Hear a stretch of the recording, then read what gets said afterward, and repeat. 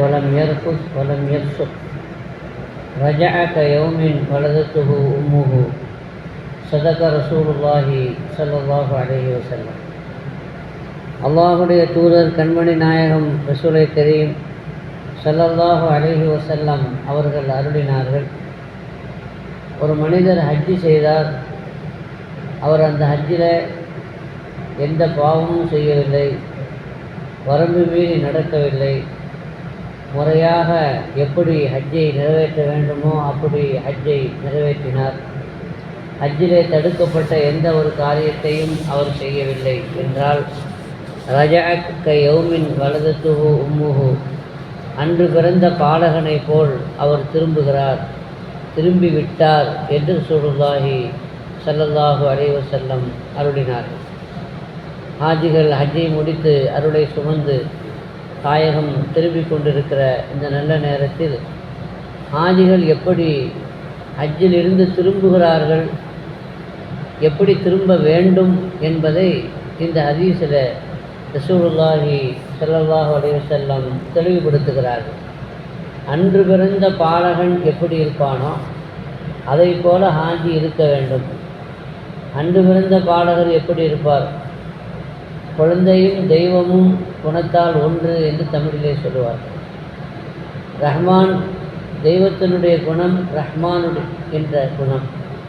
ரஹ்மான் என்று சொன்னால் பாகுபாடு காட்டாமல் நல்லவர்கள் கொள்ளாதவர்கள், ஏற்றுக்கொண்டவர்கள் ஏற்றுக்கொள்ளாதவர்கள் எல்லாருக்கும் கிருபை செய்யக்கூடியவனுக்கு பேர் தான் ரஹ்மான்.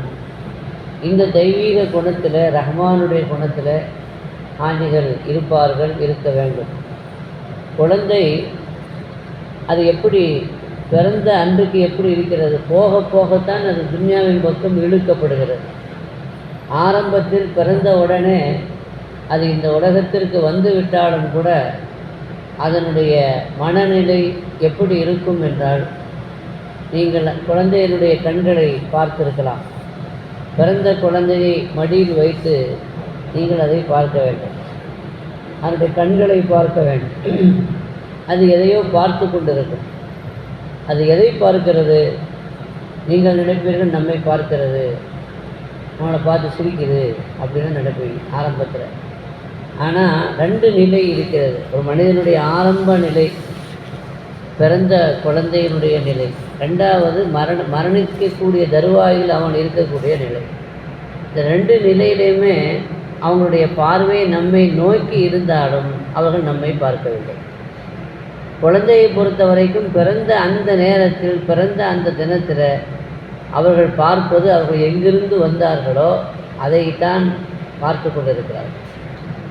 நமக்கு அது தெரிவதில்லை. அதே மாதிரி கடைசி காலத்தில் ஒரு நிலை வருகிறது. சக்கராத்துடைய நிலையில் இருக்கக்கூடியவர், கடைசி நிலையில் இருக்கக்கூடிய அந்த மனிதர், அவர் நம்மை பார்ப்பதாக தெரியும்.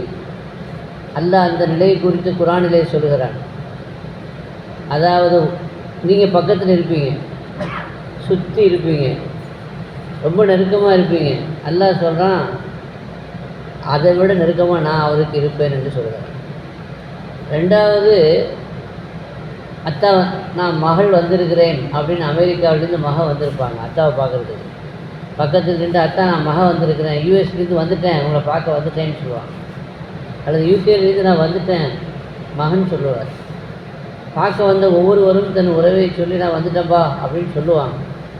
அவரும் உங்களை பார்க்குற மாதிரி தெரியும். ஆனால் அந்த நேரம் அவர் கடைசி கட்டம் என்று ஒன்று, அப்போ அவர் உங்களை பார்க்க மாட்டார். இன்னும் சொல்ல போனால் அவர் இந்த உலகத்தையே பார்க்க மாட்டார். ஆக இந்த ரெண்டு நிலைகளில் நம்மளை பார்க்குற மாதிரி தெரிந்தாலும் அவர்கள் நம்மை பார்ப்பதில்லை. அவர்களுடைய கண்கள் வேறு ஏதோ ஒரு உலகத்தை நோக்கி இருக்கும் என்பதை முதலில் நாம் தெரிந்து கொள்ள வேண்டும். இரண்டாவது, பிறந்த குழந்தைய மனசில் எந்த வெறுப்பும் இருக்காது, எந்த விரோதமும் இருக்காது, எந்த குரோதமும் இருக்காது. அது பரிசுத்தமான நிலையிலே அது இருக்கிறது. இது சொர்க்கத்தினுடைய நிலை, சொர்க்கவாசியின் அடையாளமும் கூட. சொர்க்கவாசி என்பதற்கு அடையாளம் என்ன? நமக்கெல்லாம் ஒரு பிரபல்யமான ஹதீஸ் தெரியும். ரசூலுல்லாஹி ஸல்லல்லாஹு அலைஹி வஸல்லம் சொன்னார்கள், இந்த வாசல் வழியாக இப்பொழுது ஒருவர் வருவார், அவர் சொர்க்கவாசி, சொர்க்கவாசியை நீங்கள் தெரிந்து கொள்ள வேண்டும் என்று ஆசைப்பட்டால் அவரை பார்த்து கொள்ளுங்கள் என்று சொன்னார். அப்போது ஒரு ஆள் ஒது செய்துட்டு அந்த ஈரத்தோடு வருகிறார், பள்ளிவாசலுக்குள்ளே நுழைகிறார். செருப்பு எடுத்து கக்கத்தில் வச்சு கொண்டு வருகிறார். எல்லா சஹாபாக்கும் அவரை பார்க்கிறார். பாக்கியமான ஆள், உலகத்திலேயே சொர்க்கவாசியாக அவர் நடமாடுகிறார் என்று சந்தோஷமாக பார்த்தார். 2வது நாளும் ரசூலுல்லாஹி ஸல்லல்லாஹு அலைஹி வஸல்லம் சொன்னாங்க, இந்த வழியாக ஒருவர் வருவார், சொர்க்கவாசியை பார்க்க விரும்பக்கூடியவர்கள் அவரை பார்த்து கொள்ளுங்கன்னு சொன்னாங்க. எல்லோரும் ரொம்ப ஆசையோடு ஆர்வத்தோடு ஆவலோடு யார் வர்றாங்க, அந்த பாக்கியசாலி யார் என்று பார்க்கறதுக்காண்டி இருந்தப்போ 2வது நாளும் அவரே தான் வருகிறார். 3வது நாளும் இதே மாதிரி நற்செய்தியை சொன்னார்கள். 3வது நாளும் அவர் தான் வருகிறார்.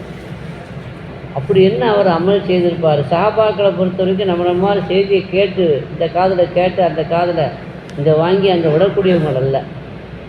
அப்படின்னா அமல் செய்யணும் என்ற ஆர்வமும் தேட்டமும் உள்ளவர்கள்.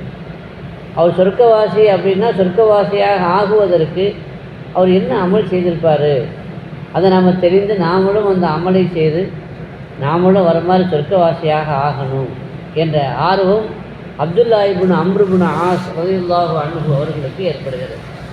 உடனே அவரை பின்தொடர்ந்து செல்கிறார். பின்தொடர்ந்து சென்று இஸ்லாம் சொல்லி, இந்த வீட்டில் கொஞ்சம் பிரச்சனை, அதனால் நான் உங்களோடு ஒரு 3 நாளைக்கு தங்கலாம் என்று நினைக்கிறேன் என்று கேட்கிறார். தாராளமாக தங்கலாம், அதுக்கு என்ன இருக்குது அப்படின்னு சொல்லி அவர் அனுமதிக்கிறார். அவருடைய நோக்கம் என்னென்னா, நைட்டில் கூடவே இருந்து இவர் எந்த அமல் செய்கிறாரு என்பதை பார்க்கணும் அப்படிங்கிறது அசல் நோக்கம். அவை சும்மா போய் அவர்கிட்ட போய் நான் உங்கள் வீட்டில் படுத்து அப்படின்னு சொல்கிறதுக்குள்ள ஏதாவது ஒரு பாசாங்கு செய்கிறார். அப்படி பார்க்கும் பொழுது நைட்டில் இவர் நினைச்சாரு ஒரே தொழுகையாக இருக்கும், ஒரே இபாதத்தாக இருக்கும், தூங்கவே மாட்டார் போல் தருது, பகல்லாம் நோன்பு வைப்பார் என்று நினைத்து கொண்டார்.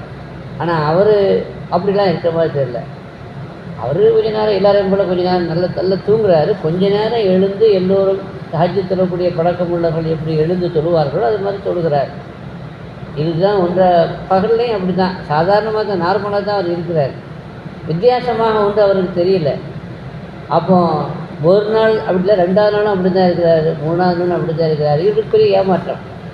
அப்போ அந்த பெருத்த ஏமாற்றத்தில் அவரை விட்டு விடைபெறுகிற நிலை வந்த பொழுது அவர் சொன்னார், என்ன பாருங்கள், நான் எங்கள் வீட்டு சண்டையெல்லாம் ஒன்றும் கிடையாது, உங்களோட சொர்க்கவாசின்னு ரசூலுல்லாஹி ஸல்லல்லாஹு அலைஹி வஸல்லம் சொன்னாங்க, சொர்க்கவாசிகளை பார்த்து கொள்ளணுமானால் நீங்கள் இவரை பார்த்து கொள்ளுங்கன்னு சொன்னாங்க.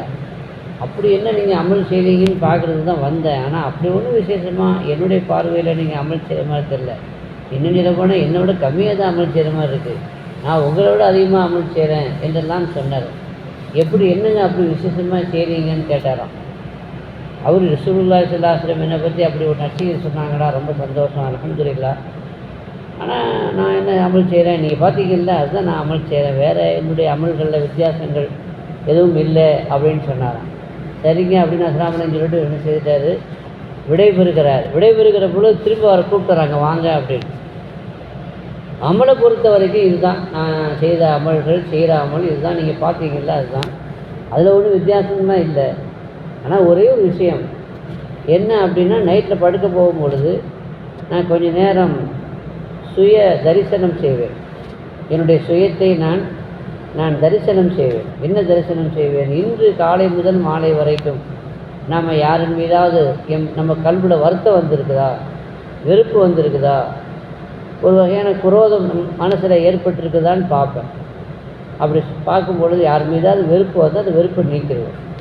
குரோதம் வந்திருந்தால் அந்த குரோதத்தையும் நீக்கிடுவேன். யாரையும் நான் வெறுக்க மாட்டேன், எல்லோரையும் நான் நேசிப்பேன். இது ஒன்று என்கிட்ட இருக்குது, யாரையும் நான் வெறுக்க மாட்டேன் அப்படின்னு சொன்னாராம். இது போதுமா? இது பெரிய சாதாரணமான விஷயமா? இது யாரின் மீதும் உங்களுக்கு வெறுப்பு இல்லை அப்படின்னு சொன்னால் எல்லோரையும் நீங்கள் அன்பாக பார்க்கிறீர்கள் என்பது பெரிய விஷயம் என்று சொல்லிவிட்டு சென்றதாக ஹதீஸில் நாம் பார்த்துருக்கிறோம். அப்படின்னா ஆஜி அன்று பிறந்த பாலகனை போல திரும்புகிறார் அப்படின்னா என்ன அர்த்தம்? குழந்தையோட மனசு எப்படி இருக்கும்? யார் மேலேயும் வெறுப்பு இருக்காது, யாருக்கும் அதற்கு விரோதி இருக்காது, குரோதமும் இருக்காது. அப்படிப்பட்ட நிலையில் ஒரு ஹாஜி அவருக்கு எந்த விரோதமும் இருக்கக்கூடாது, யார் மீதும் எந்த வெறுப்பும் அவருக்கு இருக்கக்கூடாது. ஏற்கனவே இருந்திருந்தால் இப்பொழுது ஹாஜி தன்னை அப்படிப்பட்ட ஒரு சுத்தமான ஒரு தூய்மையான ஒரு நிலைக்கு குழந்தை மனசை போல அவர் தன்னை ஆக்கிக்கொள்ள வேண்டும் என்று ரசூலுல்லாஹி ஸல்லல்லாஹு அலைஹி வஸல்லம் சொல்கிறார். எனவே ஹாஜிகள் அப்படிப்பட்ட ஒரு உன்னதமான நிலையை அடைவதற்கு அல்லாஹ் தௌஃபீக் செய்வானாக. அத்தகைய உயர்ந்த நிலையை